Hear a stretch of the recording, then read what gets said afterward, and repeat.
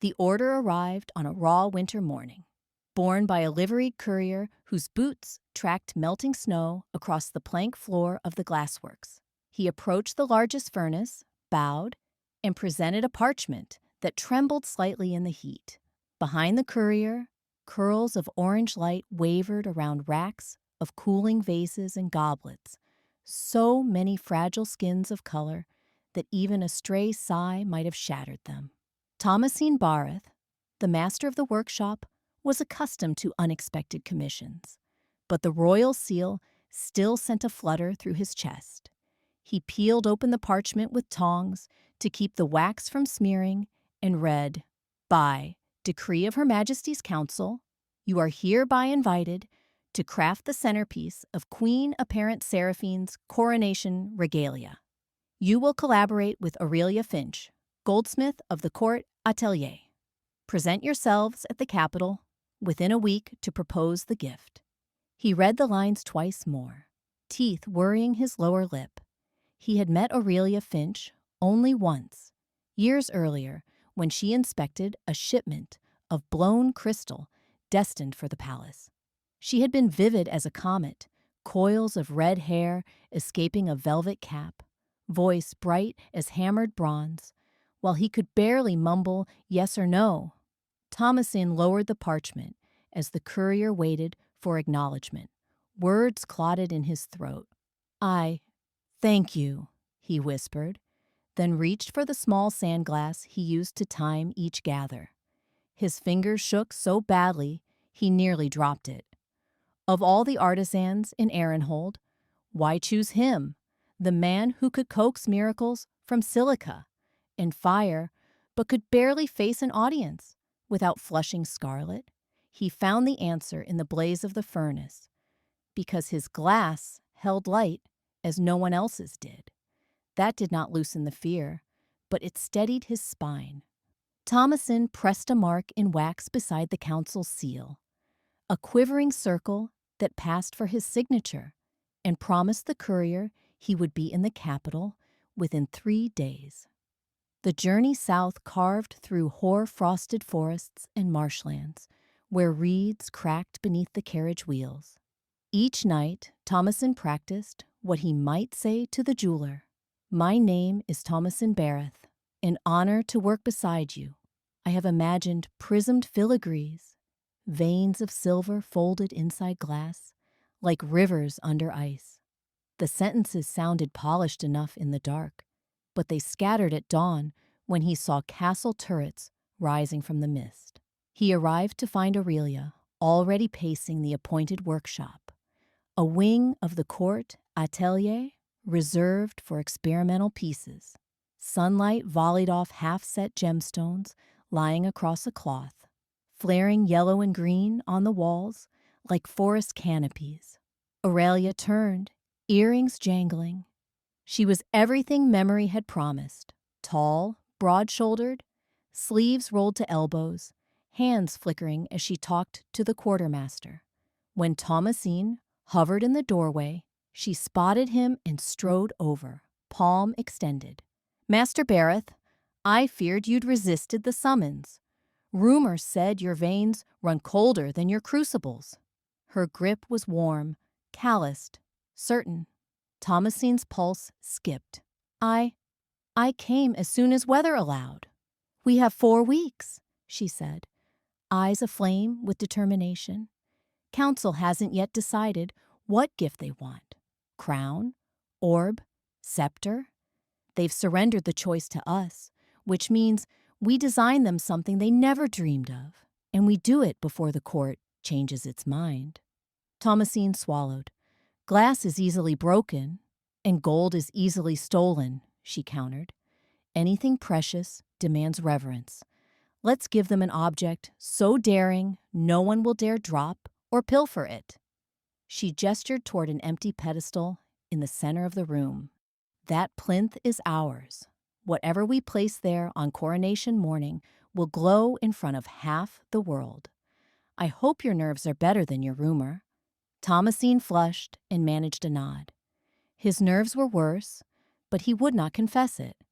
They spent the first day unscrolling blueprints. Aurelia spread sheaves across a walnut table, sketches of birds with garnet eyes, sun discs wreathed in platinum tongues, coiled dragons whose scales might be sculpted from blown shards. Thomason listened, palms sweating, until a picture kindled behind his eyes. A phoenix, wings outstretched, its body hollow, a vessel of glass within a cage of gold. Fill the cavity with lamp oil. Ignite it at the coronation, and flame would flicker through translucent lungs and feathers. A living symbol of rebirth for a new queen. Speaking the concept felt like releasing a swallow into open sky. Thomason described it haltingly, but by the time he set down his pencil, Aurelia's pupils were wide. "Brilliant," she said, thumping the table. "I'd inset the wings with citrine and sunstone. The border, where glass meets gold, must be seamless. Can you blow a shape that complex? If we build a wood mold and anneal it slow," he murmured. "Yes." Her answering grin unfurled a coil of exhilaration in him. "Then let's make the realm gasp." They received permission to commandeer multiple forges.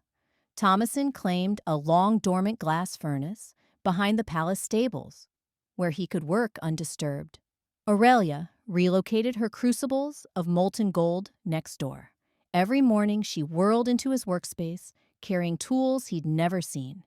Tiny saws, starry with diamonds, files as fine as eyelashes. She flung open shutters so the sun ignited flecks in the air. Thomasine, who favored dim rooms where the glow of the melt was sovereign, blinked like an owl, but he did not ask her to stop. At first, they danced around each other. He cautious as a cat near new furniture, she brash enough for both. Yet partnership grew from necessity. Glass and gold could not meet without intimate negotiation of thickness, heat, expansion. Aurelia declined to trust him blindly. She wanted numbers, tolerances, proofs. Thomasine struggled to translate intuition into formulas, so he invited her to stand beside him on the gaffer's bench, to watch the gather droop and flare, to feel the flute of the blowpipe hum against her lips as they shared breath to inflate the bubble. On that morning, when she tasted sand-born fire for the first time, her swagger paused. In the molten sphere's red light, confidence melted into wonder. She exhaled too quickly and the globe sagged. Thomasine caught it with paddles, enfolded it inside the mold, and whispered, "Slower. Let the glass teach you its song." Aurelia obeyed. The second breath coaxed the bubble outward until it kissed the mold's edges, feather shapes imprinting in viscous walls. They spun, counting heartbeats, then slid the piece back into the furnace. When they emerged glowing with sweat, Aurelia's laughter boomed off bricks. "By the 12," she said. "Now I understand why you haunt this inferno. Glass is alive." "Alive," Thomason echoed, daring a small smile. Work devoured the next 2 weeks. Thomasine shaped the phoenix's torso, then its wings in halves that would fit around a brass armature. Aurelia carved golden feathers, each edged so sharply they could part hair. She soldered joints by lamplight while Thomasine annealed the glass in stages, praying the color would remain amber rather than cloud to milky ruin. They argued over details. She wanted rubies in the eyes. He insisted on opals to echo flickering fire, but disputes ended in reasoned compromise instead of heat. Evenings found them at the palace commissary, sharing bowls of spiced carrot stew. Thomason discovered Aurelia's brashness, cloaked pockets of tenderness. She sent half her commission to an orphanage where she'd grown up. She adored bawdy tavern songs, but blushed if anyone repeated compliments. Aurelia unearthed Thomasine's buried humor. Sly puns about furnace temperatures, wicked caricatures he doodled on scrap parchments. Rumor traveled quicker than a draftsman's quill. Servants whispered the glass blower and jeweler were forging more than metal. Some nights, Thomason felt the rumors pulsing like a second heartbeat when Aurelia leaned close to inspect a seam, her breath stirring his hair. She smelled of cedar polish and lemon oil. She stood so near he could see a faint constellation of freckles on her throat, yet neither of them named that current. Trusting instead, the work demanded focus. On the 17th day, catastrophe cracked the harmony. Thomason drew the phoenix's torso from the annealing chamber for inspection. A hairline fissure zigzagged across the chest, fine as a spider's thread, but fatal. Once heat touched it again, the entire shell would burst. Aurelia whirled in. What happened? Thomasin stared at the fracture until it doubled into a pale lightning bolt. Too much strain, he said in a voice baked dry. The mold must have cooled unevenly. He cradled the delicate carcass. We'll have to start over. 14 days left, she muttered. We can't. Her fist struck a bench. Could we mask it with gold filigree? Any reheating risks shattering. He placed the piece gently on straw, all his care, defeated by a sliver of physics. Aurelia's jaw shifted as if chewing frustration. Then we innovate. Cut away the cracked portion and set a heart of gemstone amidst fresh glass. She paced, boots clacking. Or there's star ash. Star ash, a powder gleaned from meteorite shards, when mixed with molten glass, fused flaws into luminous threads. But only one apothecary in the realm carried it. Charging coin, even nobles flinched to surrender. Thomason rubbed soot onto his trousers. We can't afford. I can. Aurelia's eyes burned. I'll sell my shares in the winter caravan. That's your livelihood. This gift may eclipse any caravan. She grabbed her cloak. Keep the furnace ready. I'll return by dawn. He stared after her, astonished. No one had ever shouldered his failure before. She rode overnight, returning stiff and hollow-eyed, but triumphant, small pouch clutched like sacrament. They ground the stardust together, folded it into the crucible, and reheated the fractured torso in incremental stages. Thomasin's hands quivered. Aurelia pressed her palm to his wrist, steadying it. In the hush between bellows, she murmured, "Trust the flame." The words could have been prayer or promise. When the glass emerged, the fissure was transfigured, a seam of pearly light, iridescent as dawn. Not hidden, but hallowed. Thomasin nearly wept. Aurelia squeezed his shoulder, then turned toward her goldsmith's bench, cheeks brighter than embers. With 12 days left, they moved like dual comets. Gold latticework fitted around the healed torso, wings locked into sockets with pins shaped like talons. Aurelia set garnets for the eyes. She'd relented after the star ash miracle, saying the phoenix deserved a touch of blood fire. Thomasin drafted a reservoir inside the body for oil and fitted a wick of braised flax that could sustain flame a full hour. On the last evening before delivery, they lit the phoenix in the deserted courtyard. Fire breathed through translucent veins, streaking the glass with molten gold, sending ruby pupils ablaze. Wind stirred but did not extinguish the wick. The sculpture hovered between beast and torch, fierce and solemn. Aurelia tipped her head back, marveling, and in that moment, Thomasin saw soot smudged across her cheek, curls plastered to her temples, pride shining through fatigue. The sight speared him with fierce affection. Without drafting speeches in his mind, he spoke. "I've lived inside furnaces since I was a boy," he said softly. "But not until this month did I learn heat can temper more than glass." Her gaze flicked to him. Even in the phoenix's glare, he saw her breath catch. "I thought I was teaching you boldness." "You did, and more." He ventured a step. "The council asked for one gift. They will receive 2. Aurelia's lips parted, the phoenix's flame dancing in her eyes. She reached to touch his forearm, thumb tracing a path across veins green from day-old bruises. After the coronation, there's an empty forge at the atelier, she murmured, voice husky. If you don't return to the coast, we could build wonders beside each other. He answered by gently nudging his knuckles beneath her chin, lifting her face just enough. Their first kiss tasted of smoke and meteoric salt, shy as glass yet daring as gold. Coronation dawn brightened the capital with banners the color of new wheat. The grand hall thrummed with courtly perfumes, harp music, and diplomatic murmurs. At the end of a crimson carpet stood Queen Apparent Seraphine, raven hair plaited with pearls. Thomasin and Aurelia carried the phoenix between them on an ebony stretcher, flanked by pages. Torchlight refracted through the sculpture onto vaulted ceilings, scattering feathers of amber. Gasps rippled among the assembly. When they set the phoenix upon a pedestal of white marble, the master of ceremonies proclaimed, "Symbol of renewal, forged in union of glass and gold." Thomasin ignited the wick. Flames surged. The queen's eyes widened, reflecting wings of living fire. She laid her palms on the sculpture in blessing, then turned to the artisans.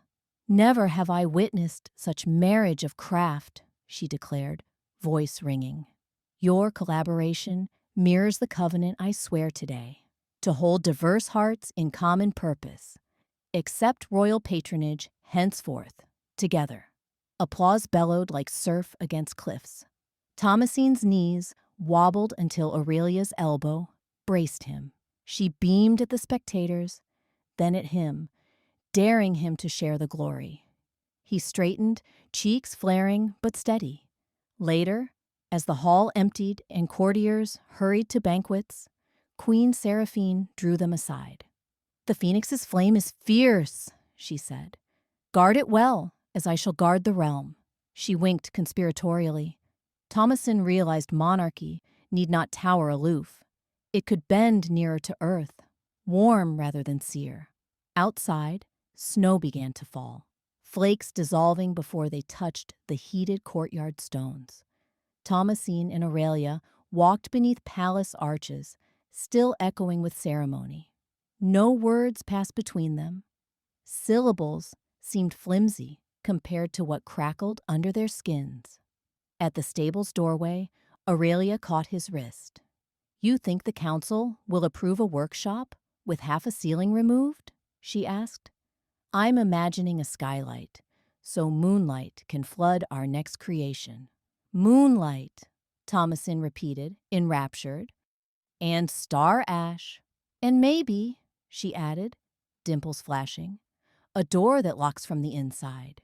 He laughed, a bright clink like glass striking glass. Surprise filled him. It sounded fearless. "Let's petition the queen tomorrow. Tonight," he glanced toward the phoenix, still burning inside the hall, its reflected glow winking against frosted windows. "Tonight, we celebrate the seam that refused to break." They sought the artisans' tavern across the square. Men and women raised tankards and demanded tales of the coronation. Aurelia brandished her hammer as if it were a scepter. Thomasin described molten rivers and stardust veins. As ale loosened tongues, they danced to fiddle reels, her steps pounding decisive, his subtle but certain. No one could decide who led. Maybe they both did. Near midnight, they slipped into the crisp air. Snow dotted Aurelia's hair like shards of diamond. Thomasin cupped her cheek, thumb brushing a flake before it melted. She leaned into his palm. "Hotter than the furnace," she whispered. "What?" "This," she said, sliding fingers around his neck. "Us," he answered by kissing her, until breath fogged between them like glass turning opaque, then clear again. In weeks that followed, rumors evolved into legend. Some said they slept beside the cooling furnace each night to dream designs in glowing embers. Others swore the phoenix's flame never died because it feasted on their devotion. Thomasin Didn't correct any tale. He knew truth. Craft had fused two disparate elements, one shy, one bold, into alloy no sword could cut. Months later, when another courier approached their shared studio, Thomason opened the letter without trembling. It invited them to sculpt a fountain for the Queen's wedding, water braided with ripples of colored light.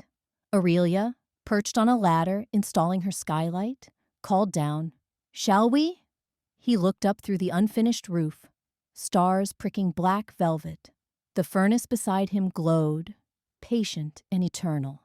Thomason Barrett lifted his voice past timidity at last. "Yes," he said, loud enough to echo. "Let's make the realm gasp again."